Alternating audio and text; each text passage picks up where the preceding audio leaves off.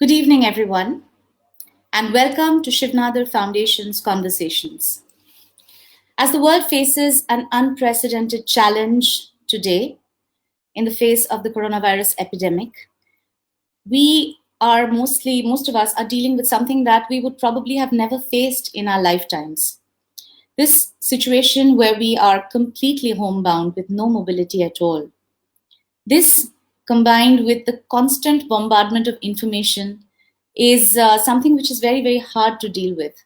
And that is why Shivnada Foundation has brought conversations as a platform to bring to everyone inspiring stories from leaders from across different fields. We have brought to you and we will be bringing to you artists, diplomats, Nobel laureates, actors, sports persons, and many more inspiring people who have really had a great amount of achievement in their fields. And they will be here to share stories that inspire us. As all of our own constituents, we have students, faculty members, parents, we have alumni, partners. We're all bracing this current situation in our homes. It is imperative that we take the most unique voices in today's times directly to all of you who have tuned in to watch live today. We hope that these conversations inspire you and uplift your spirits in the time of this isolation, and they help you to find new things to enjoy, to think about, to learn from in life. Today, we bring to you none other than the musician Shantanu Moitra. Although we call him a musician, he is a man of many avatars. He started out as an ad man, he was a composer of jingles, he he's been a traveler all his life, he's also a published author. He's won awards for Parinita, his first film, and has since gone on to create memorable music for many other films, non-film albums. We've seen him in The Diwarists, we've seen him in Coke Studio. We have encountered his music in many forms. Most recently, A Man Ever Seeking Adventure, along with his photographer friend, Shantanu took a journey, 100 days in the Himalayas, where he went to explore the quality of stillness that the mountains provide. And he's here today to talk to us and tell us stories about what he has learned. Here we are with Shantanu. Namaskar, everybody. Thank you, Manjima, for this beautiful introduction. I don't know how much of it I'm worthy of, but so today I'm not going to talk about the coronavirus.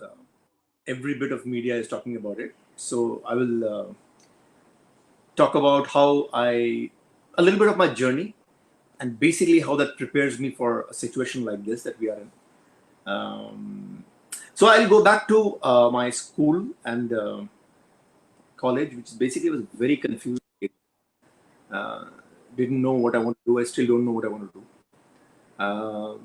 But the thing was that I think I had primarily had parents who didn't ask me that question, that what is it that I want to do. And I think that was a huge relief. Because if they had asked me, I would never have known what to tell them. Because it was sometimes music, it was sometimes going to the mountains, it was sometimes cooking, it was sometimes adda, like bongse, that just sit and chit-chat. And it was sometimes writing. And it's amazing, as we have this lockdown, all of these have become my skill sets for my survival. But the thing was that like any middle class Bengali boy, the desire was to have a steady, simple life with some money in the bank and a car, go to Connaught Place on weekends, eat some ice cream in front of India Gate. That is what I understood maximum. ज़्यादा concept ही नहीं था कि यार understand करें कि क्या होगा next. Never had the vision and intelligence to think beyond 2 years in my life. And I still maintain that. I just cannot imagine too much ahead. But the point of this conversation is that I'm sure many of the people who are watching this, and especially the young kids, they are kind of always have to be in a situation here. What do I have to do? What should I do with my life? And my point is that it's okay if you don't have answers. And here I'm a person who's sitting right there in front of you, who didn't have answers then and who don't have answers now. I go with the flow, and I think that is how it is. So school, I would be attending classes and also bunking classes uh, to sit down and chat up with some other teacher. Sometimes do music. Um, um, in my school, rock concert was a bad word. Mobilize students, mobilize teachers to do our own rock concert, funded it ourselves. So learned entrepreneurship very, very early on without knowing that the word entrepreneur, like you guys do now. Didn't have social media to tweet that, hey, we have a gig tonight. Would go to each and every house, would you go to each and every student that there is a show on a weekend, please come. Stand there, sell tickets yourself, and then go on stage and play the guitar and sing. Pretty much doing everything. That what taught me how to be self-sufficient and be passionate about what you're doing. Um, Fast forward to advertising. I was in client servicing in the client side. Understood brands, what are they for, and coincidentally got a interesting opportunity to do a jingle, in-house jingle then, uh, which became a huge hit called Bole Mere Lips, I Love Uncle Chips. Uh, those of you who are watching would be very, very keen, very, very uh, surprised to hear this, that I actually entered a recording studio when I was 26 years old, that late.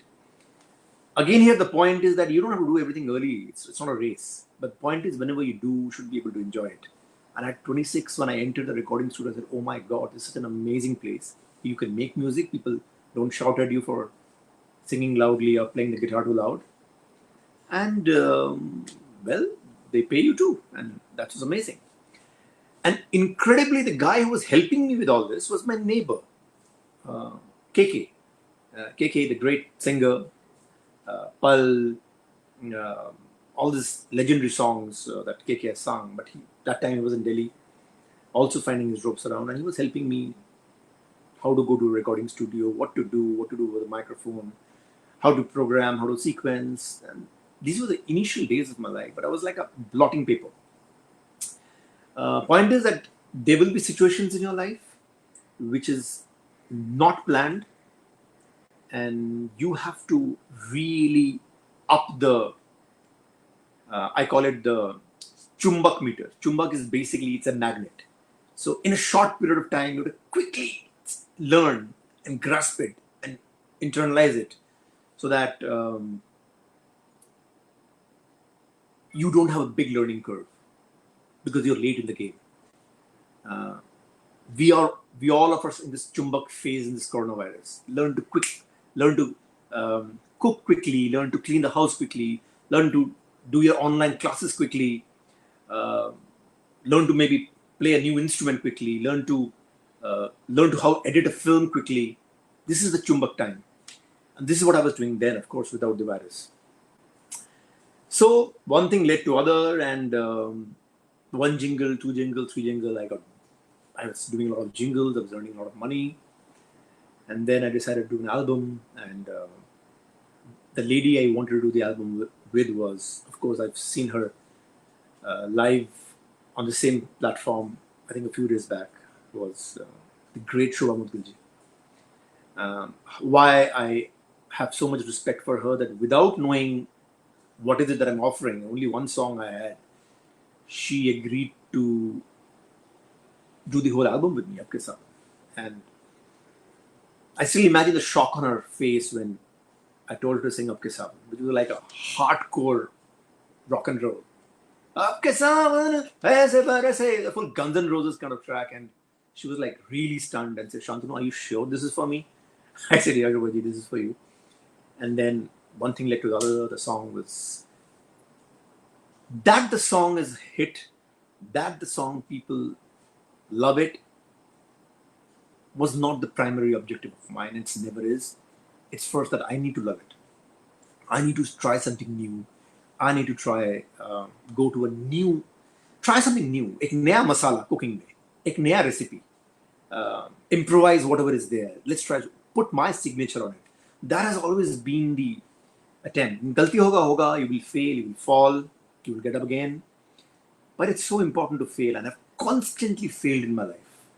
But each failing has given me a kind of a learning.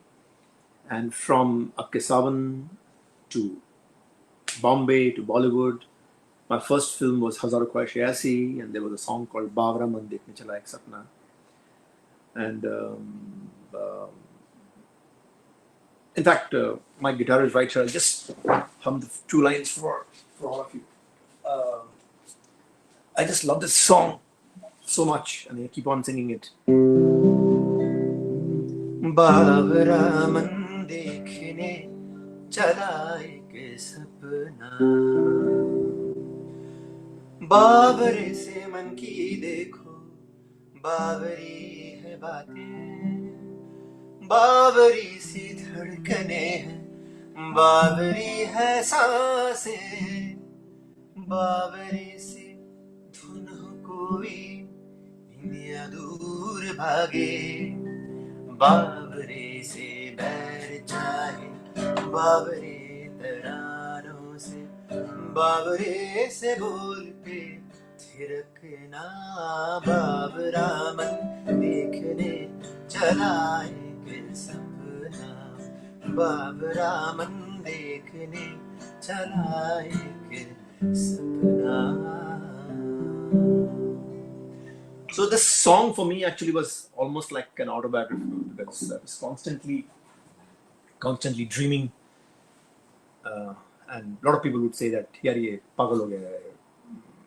Dreaming that one day on a Juhu crossing my hoarding mein mera naam hoga, which was too far-fetched that time staying in Delhi. But yeah, dreams come true, and when they do come true, then people don't call you mad anymore. And people who are watching this, I just keep on saying, dream, dream, dream. However impossible, however crazy, because I am a perfect example about somebody who, coming from the background and place, wherever I am sitting now, it seems completely an impossibility.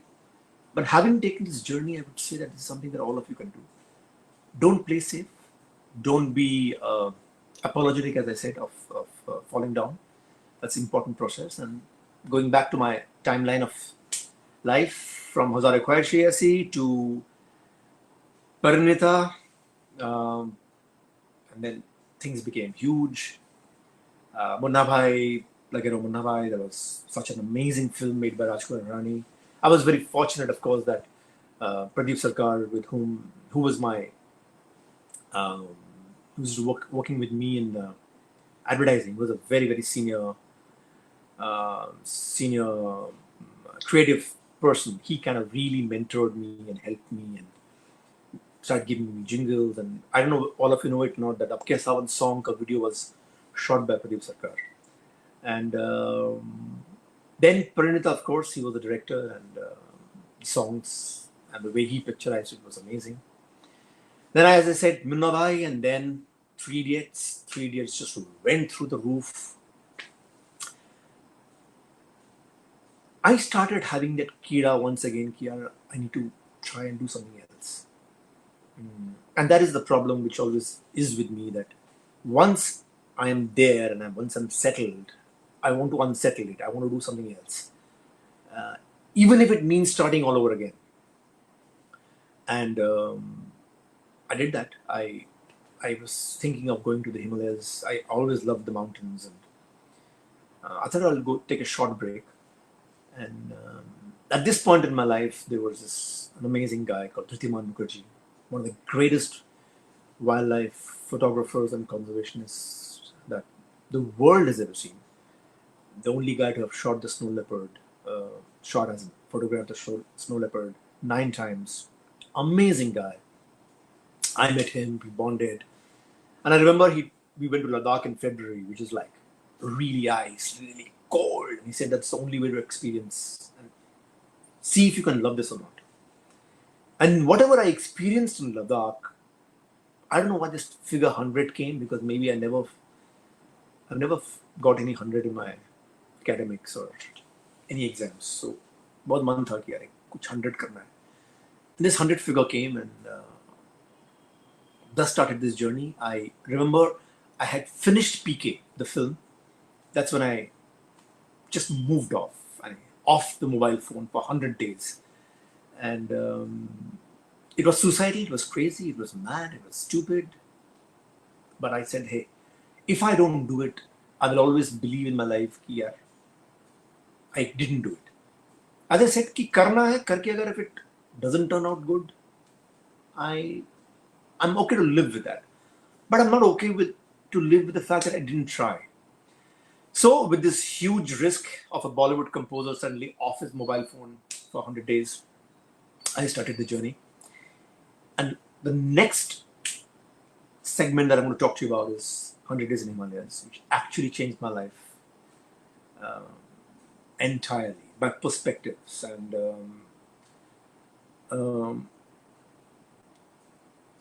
so this is a small story I'm going to share with you in Ladakh, in Sokar.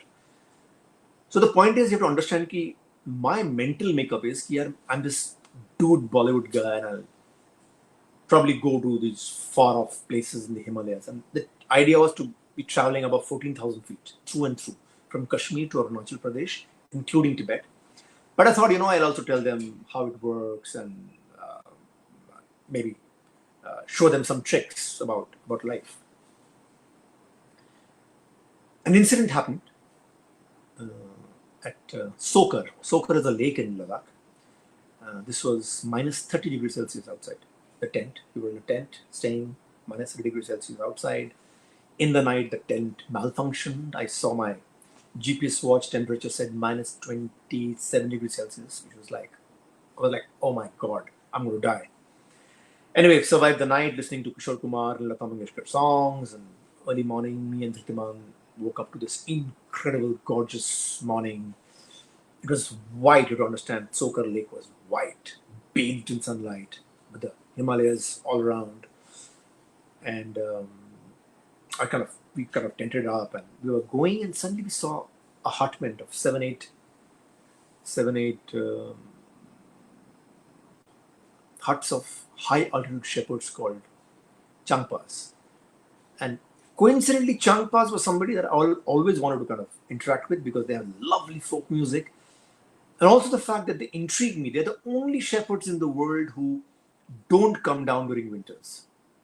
They stay there. And I'm curious, why do they do that? And how do they survive? And some people say voodoo, some people say they have a specialized yak dung that they use, which kind of heats them up. And I don't know. So I was very excited about the fact that there's this hutment of Changpas. And as I was coming closer to them, I got out of the car and walking towards me, Dhriti. Dhriti was taking photographs. I was with the guide and driver. And I saw this beautiful lady sitting there, angelic face with a kid. And as I was walking up to her, I saw 5 red blots on the snow near her. And as I looked closely, I realized there were 5 carcasses of sheep, mutilated bodies of sheep, which is like horrific to see. And here was this lady who was quietly sitting there, just peace and quiet. And I asked my guide, "Ki, ye kya hai? What is this?" He said, "Kal raat ko ek snow leopard attack hua hai yahan pe, and snow leopard has taken 1 sheep, but wo 5 ko maar ke gaya." So just to let you know that 5 sheep for this Changpa nomadic woman is like you realizing that, hey, if you're studying that your admission has been cancelled, you can't give your board exams or whatever exams, or anybody's senior, your bank account has been frozen, or you don't have a job. It's as catastrophic as that. And here she was quiet. So I went up to her and I started talking to her, feeling very bad for her. And I said that millions of dollars are spent on watching the snow leopard, and that is the most sought after creature in the world. how do you feel that the same snow leopard has completely left you homeless and bankrupt? I asked her this question. I asked her in Hindi, which was translated by my guide, and she answered कि हम तो मेहमान हैं, ये तो उनका घर है. Meaning the snow leopard is the landlord and she is the tenant. I was just stunned by this answer because the clarity with which she knew that this is not her land. This is something that she shares with another species. And here I was going there to tell them about how to live life. At one shot, I realized Himalaya is going to tell me how to live life. Changpa survive in these incredible altitudes and weather, not because of voodoo, witchcraft, yagdam. It's because they know how to live with nature, how to coexist with nature, how to respect nature. And that's the biggest lesson I learned, that you need to move on. When there's an adversary, when there is a calamity, when there's a crisis like we are, we cannot be sitting and saying, what happened to us? Why have I been clamped down? Why is my building being clamped down? Why is my city? Don't stop asking questions. Analyze, move on, and do what is required. And I think what is required now is for us to stay in homes and be constructive, be busy, be creative. And thus started my journey. I saw some incredible. Sorry, I forgot to say, are there any photographs out there which I've given? If they can be put up as I speak, that'd be lovely. I completely forgot. Sorry. So yeah, these are some photographs I'm sharing with you as I talk along. There have been some of the photographs are clicked by me and most by Dhritiman, my friend and the photographer. But just to tell you that this is the kind of terrain that I was moving around. This is that Changpa woman and that kid I told you, whose snow leopard was mutilated the goats. And look at, this, and they were actually surprised looking at us. That the only concern was because of that. It was not because of the incident which happened last night. Well, then Himalayas enveloped me, took me. I traveled to some amazing places. I saw some amazing things, amazing people. This is that point where early in the night when my tent had malfunctioned. And see, look at this. Look at this. The scenery outside. It's frozen lake, and we're out there. And it was beautiful. It's so nostalgic actually to see these photographs. Thanks to this talk, I actually dug these photographs again because there's so many you don't get to see it every day. But thanks to you guys, I'm seeing this once again. I'm going to share another small story as I went across, which was in Nepal. Nepal, I met this amazing lady called Valentina.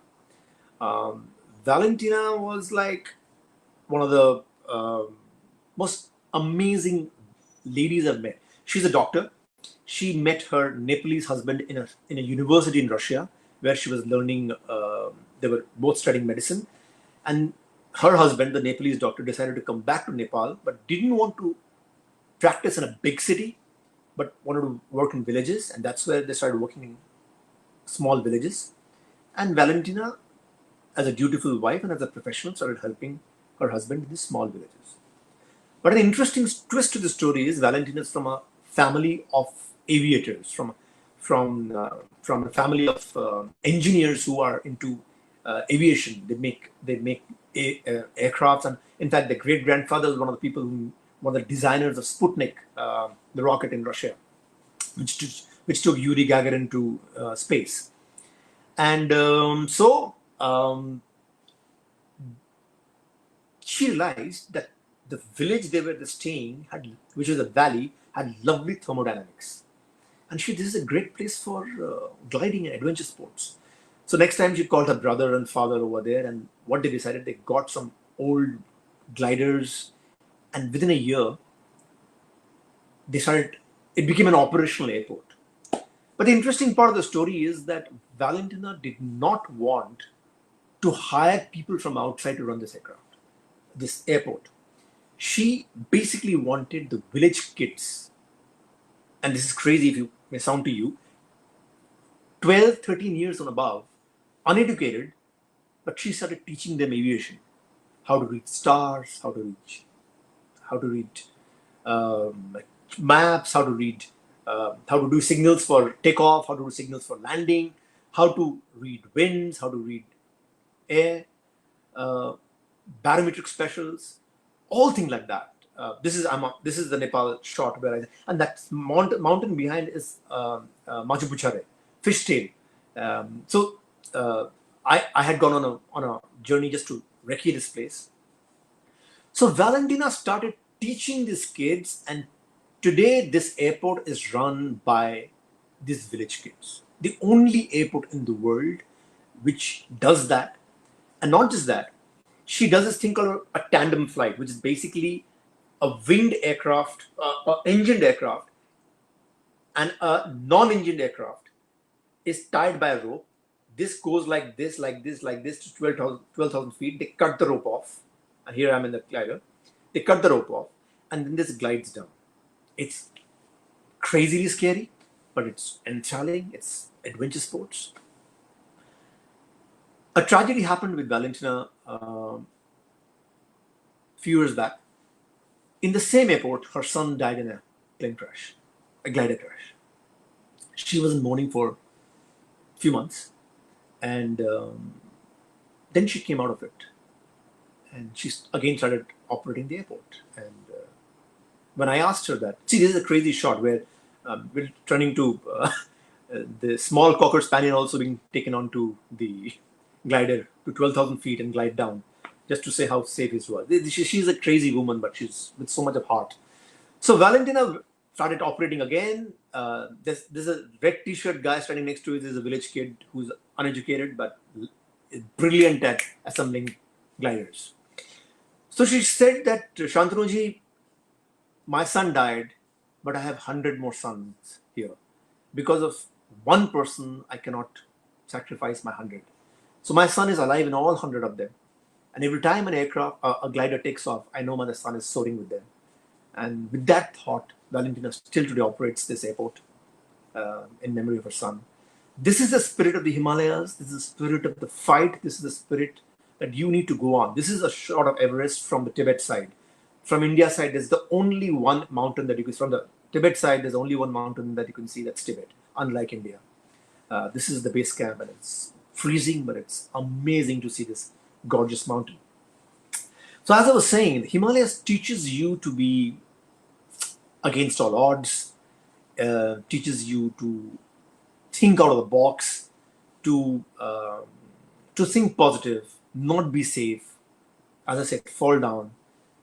And I think these are skills that all of you who are there now listening adopt it, and especially the kids. This was such a gorgeous night, guys. This shot on the right that you can see, this tent, this was in Uttarakhand, actually, in the middle of the night, and it was just beautiful. Um, Anybody out there who's watching, especially young kids, sometime in your life, make a solo journey, make a solo trip. Uh, because when you're traveling solo, that's when you interact with the people and the nature. When you're in a group, nobody needs to interact with you. You're happy and self-sufficient amongst yourself. But when you're alone, that's when your senses is completely opens up to the elements around you. And that's when you truly become one with nature. And that's when you really start learning. You become the chumbak, as I said. And later in life, who knows, many of the set skills help you, like it's helping me now. And I just want to say that I didn't do 100 Days in Himalayas to do anything with music. I was actually not even, I was running away from music. I wanted to experience something else. But by the 35th day, I don't know what, I was humming once again. A tune was coming to my head. First 2-3 days, I kind of just didn't think it seriously about it. I just let it go.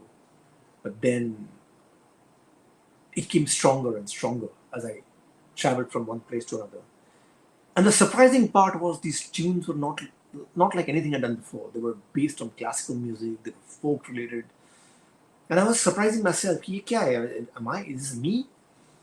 And then I started recording them on my mobile phone, and incredibly, when my journey ended, this became the concert, and I had some amazing people collaborating with me.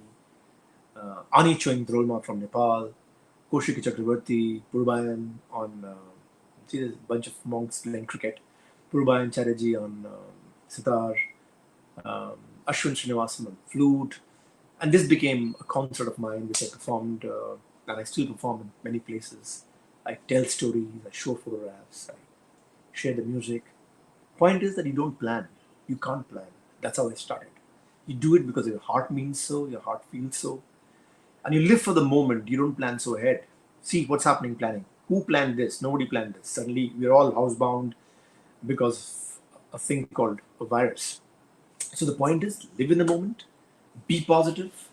I'm constantly trying to cook new recipes, skill sets I learned on the Himalayas. I am digging into my old photographs, checking out things, making videos, posting them on sites, chatting with you guys, making myself useful, playing the guitar.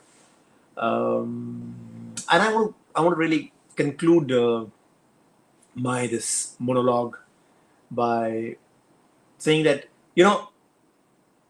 in Three Idiots there was a line called "All is well," and we kept on saying "All is well." And I remember Amir asking me, "Kerry, all is well, kya hai yaar? What is this concept?" And I remember we were all sitting and said, "All is well is a Pahari concept. Ki, when the chokidar, wo jaagte raho ka concept hai ki, even if everything is not well, you just tell yourself that all is well. You cheat your heart, and I think this is a great time to cheat your heart to say all is well. And I believe it becomes true. The universe comes together to make that thing come true. That no, if he's saying all is well, it must be well. Imagine thousands and lakhs and millions of people when they say all is well, things change, things happen, and we're already getting better. Um, Ends with the fact that I made a lot of mistakes in my childhood because um, I was playing it safe. My only thing to I started things very late in my life, guys, and I think that any one of you, especially the kids and the parents, of course, uh, don't wait for a tomorrow. Do it now.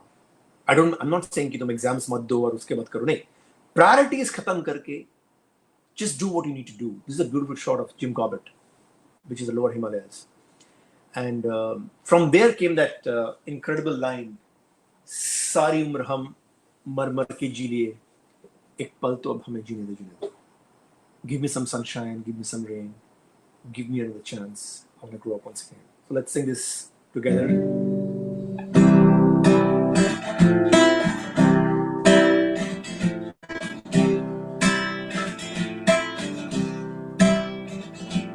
सारी उम्र हम मर मर के जी लिए, एक पल तो अब हमें जीने दो.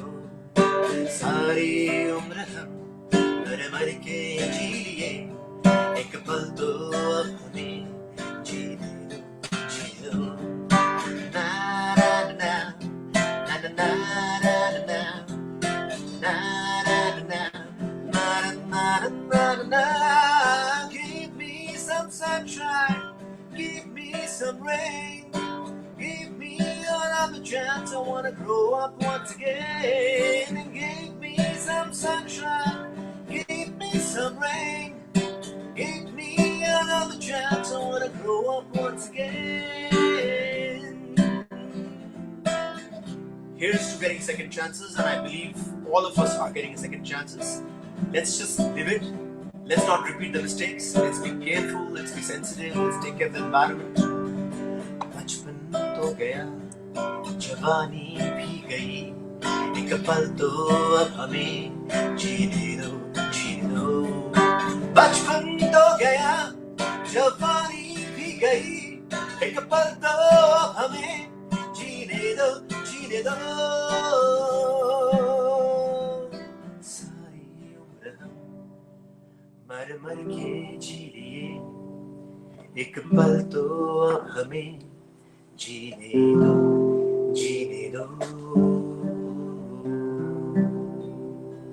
Thank you. Namaskar. I hope I made some sense. And Thank you for listening to me. And I see so many messages out here. Um, oh, wow. Pradeep Bakshi, Anushka Datta, Naresh, Milon, Sharda. Wow. Awesome. Awesome.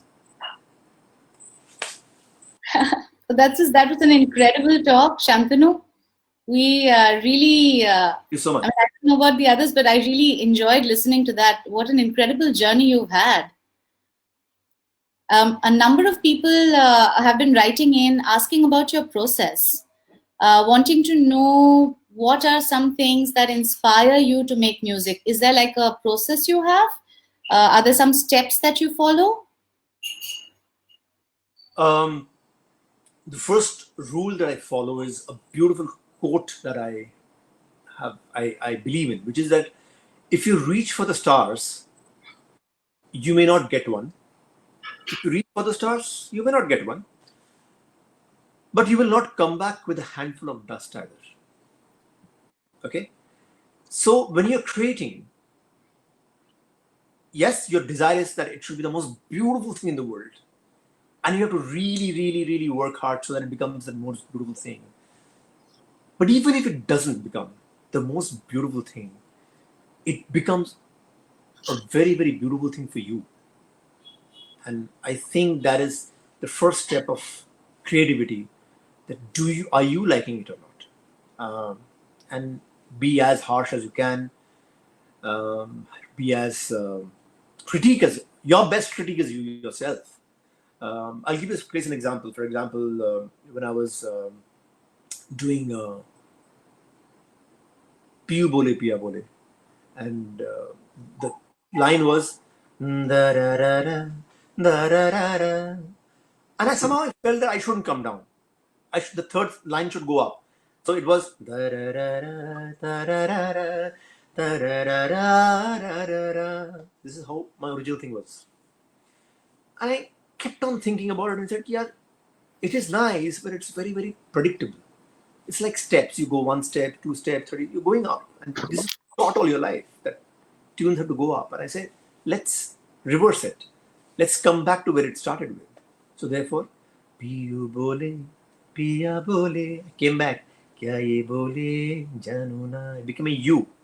And that was something new I tried. And I said, as I keep on saying, that I may fail.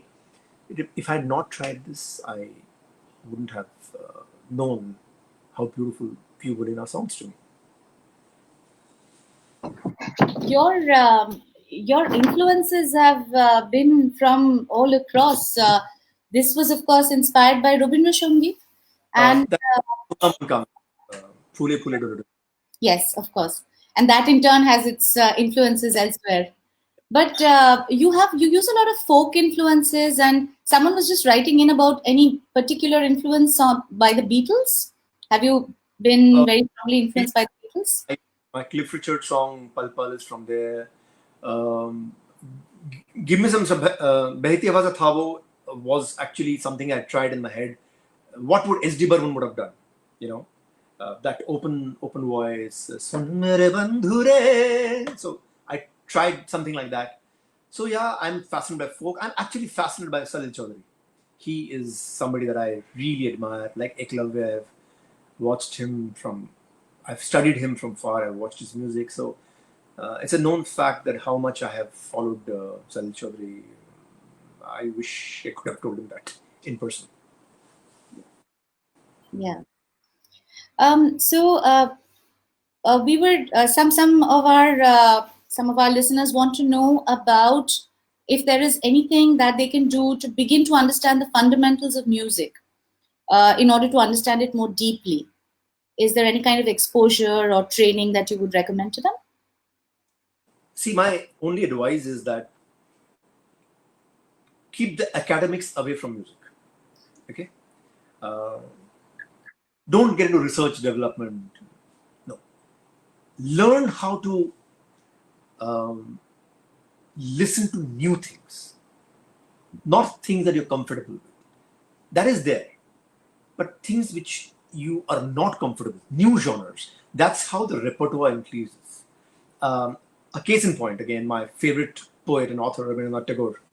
He had gone to he had gone to Paris and he used to write to his sister. And we remember this is times when letters used to travel by ship, so they will take 2 months. So he wrote that, sister, how are you? Everything, everything, everything, everything. By the way, I'm very excited to see an opera this evening.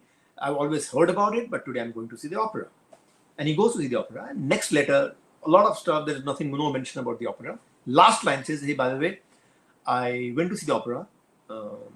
I didn't like it because, like, it was like too loud and too theatric. In our country, we listen to music. In their country, they kind of see music. But I saw 1,000 people in the auditorium enjoying this. And I have realized there must be something in which they're enjoying this. So I have decided to go every weekend to see an opera till I become one of those 1,000 people. That's why he's Tagore. Because we quickly reject something if we don't like it. So my only thing to people is that when you're listening, listen to new stuff.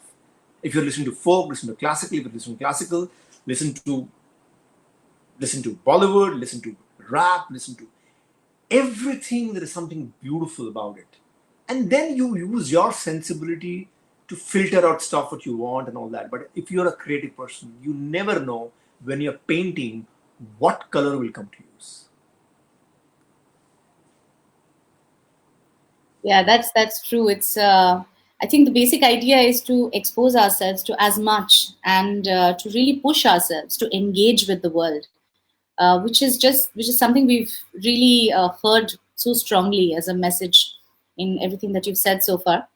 There's a question that's coming in, which is asking you about your various collaborations, and particularly your collaboration with Swanand Kirkire, which has gone on for many years. So, do you want to talk about that?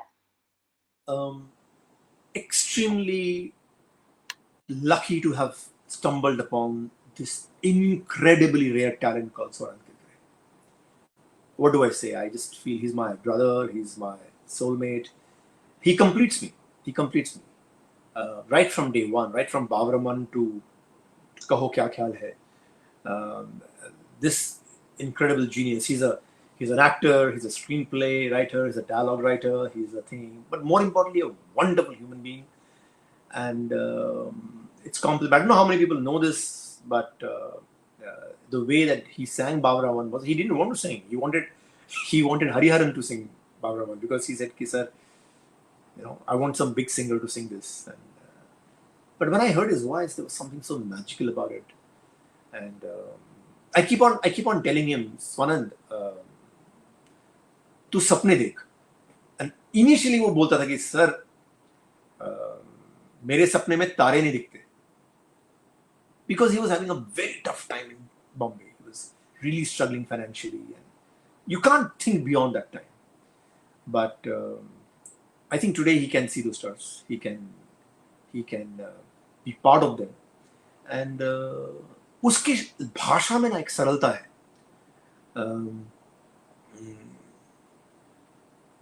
हमको तो राहें सताती, वो खुद अपनी राह बनाता, उड़ता संभलता, मस्ती में जलता था वो. Simple language. ये सिंपल लैंग्वेज में हिंदी बोलता है.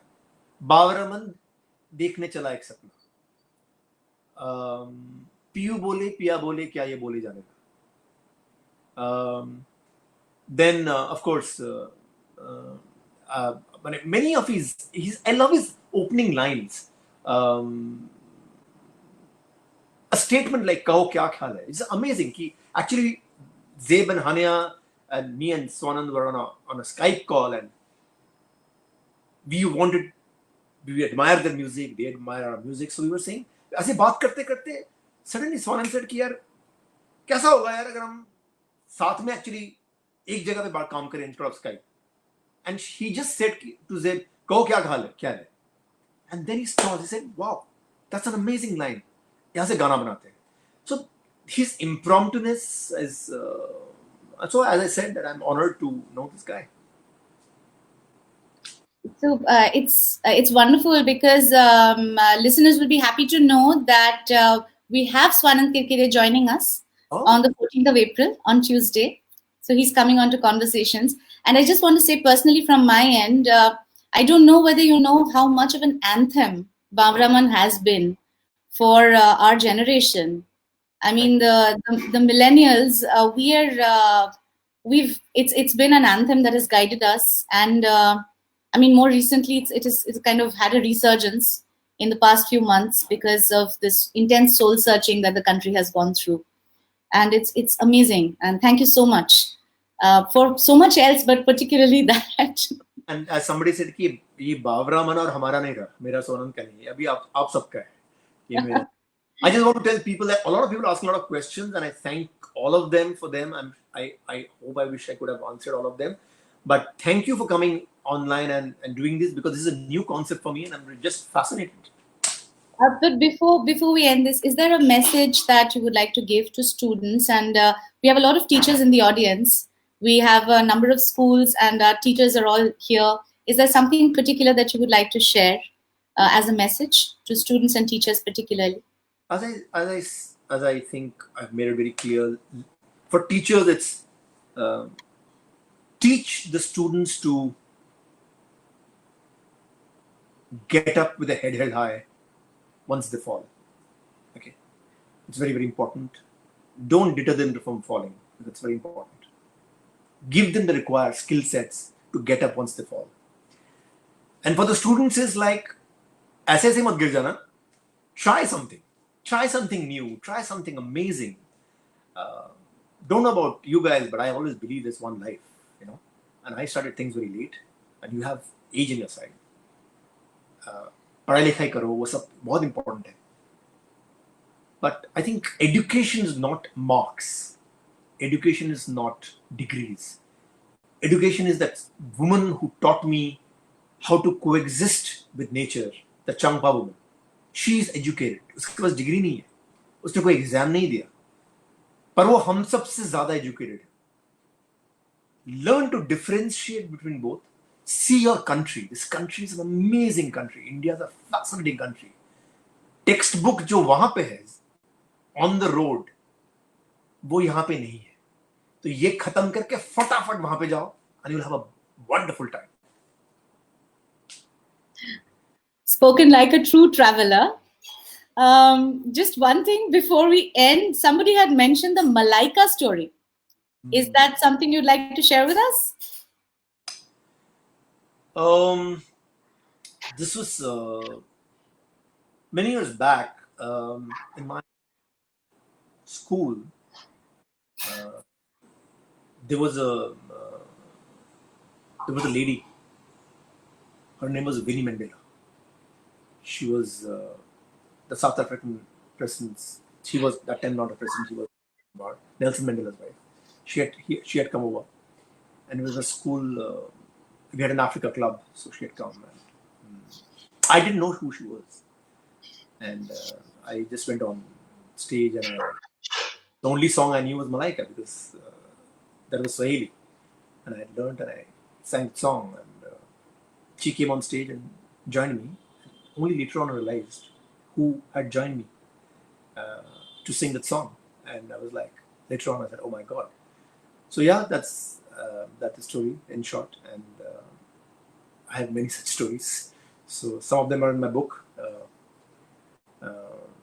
which is available on Amazon. Actually, you can go in. This is a good time to actually read that. It's all about travels and adventures and some incredible incidents in Mongolia and this and that. It's called On the Wings of Music.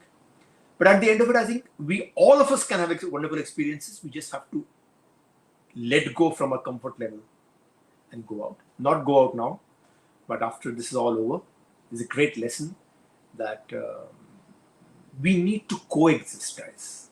ये सिर्फ हमारा नहीं है. This planet is not just ours. We need to coexist.